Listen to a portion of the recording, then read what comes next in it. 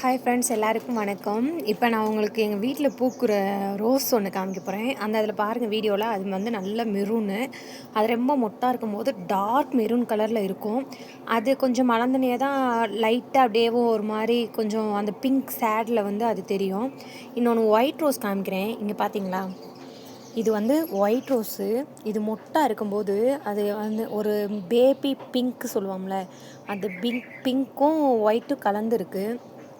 இது எவ்வளோ அழகாக இருக்குன்னு பாருங்கள், சூப்பராக இருக்குல்ல. இது வந்து மொட்டே இவ்வளோ பெருசுங்க, நார்மல் மொட்டே இவ்வளோ பெருசு. இது மலர்ந்தால் எவ்வளோ பெருசாக இருக்குன்னு பாருங்கள். மலர்றதை காமிக்கிறேன் உங்களுக்கு. இங்கே பாருங்கள், மலர்ந்துச்சுன்னா இவ்வளோ பெரிய ரோஸாக இருக்குது. ஸோ இதிலேருந்து என்ன தெரியுது, மலர்ந்தால் இந்த ரோஸை வைக்க முடியாது.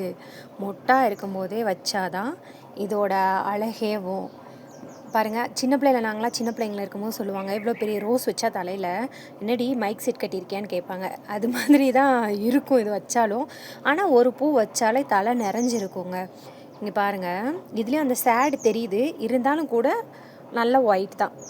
உங்களுக்கு இது மாதிரி ரோஸ்லாம் பிடிச்சிருக்குன்னா லைக் பண்ணுங்கள் இந்த வீடியோவுக்கு. ஓகேவா? தேங்க்யூ.